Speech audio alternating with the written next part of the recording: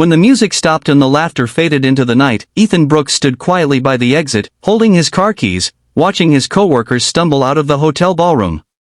He had no plans to party, he couldn't afford to. His babysitter was waiting at home with his 8-year-old daughter, Lily, and every minute after midnight meant another few dollars he didn't have. But just as he turned to leave, a shaky voice called his name. "Ethan, wait." It was Claire Reynolds, his boss. The woman everyone in the office both respected and feared. Perfect hair, perfect suits, perfect composure, except tonight, she was far from it.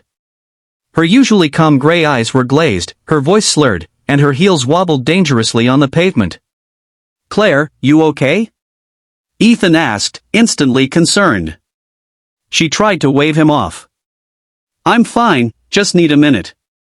But when she took a step, she nearly fell. Ethan caught her before she hit the ground. "I think you've had enough to drink," he said softly. Claire gave a weak laugh.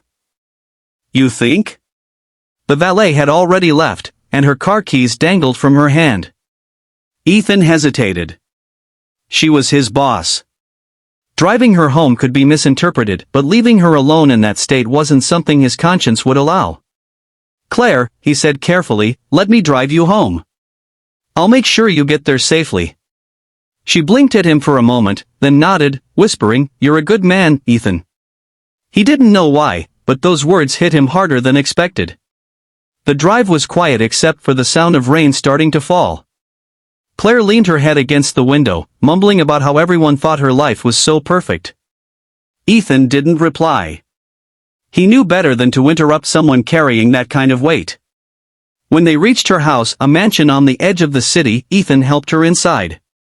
The lights flickered on, revealing a large but lonely home. She looked around as if seeing it for the first time. "I work so much, I forget what this place looks like," she whispered. Then, before stumbling up the stairs, she turned back to him. "You're a good father, Ethan. Don't ever lose that." He froze. "How do you know that?" She smiled faintly. "Lily's drawing's on your desk. You always keep one there.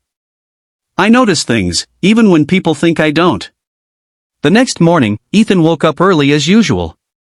He'd gotten home past 2 a.m. and only managed a couple of hours of sleep before Lily climbed into bed beside him.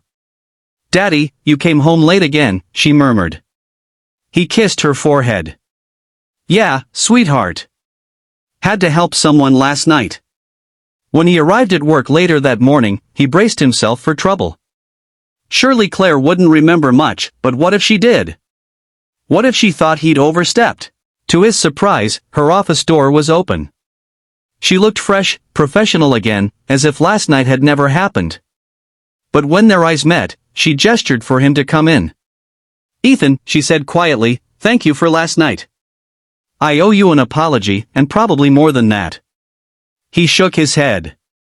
"You don't owe me anything, ma'am. I just wanted to make sure you were safe." Her expression softened. "Still, I said some things I meant, even if I shouldn't have said them then.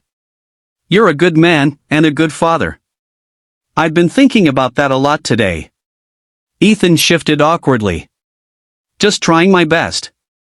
"I know," she said. "And I also know how hard it is when you're doing it alone." He looked up, surprised. Claire continued, her voice gentler now. "My father raised me by himself. I used to think success was about being the best. But lately, I think I lost sight of what really matters." For a moment, there was silence. Two people, so different, yet both broken in quiet ways, seeing a reflection of each other. Then Claire took a breath. "Ethan, I want to make a proposal. There's a new opening in management. You've been doing the work of 3 people for months without complaint. You deserve better." His mouth fell open. "Are you serious?" She smiled. "Completely. And this isn't charity. It's recognition." Weeks passed, and Ethan's life began to change. The promotion meant he could finally afford better childcare for Lily and start saving again. More importantly, it gave him a sense of pride he hadn't felt since before his wife passed away 3 years ago. Claire, too, began changing. She started leaving the office earlier, volunteering at the children's hospital on weekends. Sometimes she'd stop by Ethan's desk just to ask about Lily. Slowly, a friendship bloomed, unexpected but deeply genuine. One Friday evening, as they both packed up, Claire said softly, "You know, that night you drove me home. I thought my world was falling apart. But maybe it was just falling into place." Ethan smiled. "Funny, I was thinking the same thing." Months later, at the company's annual gala, things looked very different.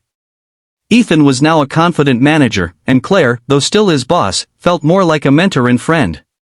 When she took the stage to speak, she looked out over the crowd and said, "Sometimes, the people who change our lives the most aren't the ones above us, but the ones beside us, who show us grace when we least deserve it."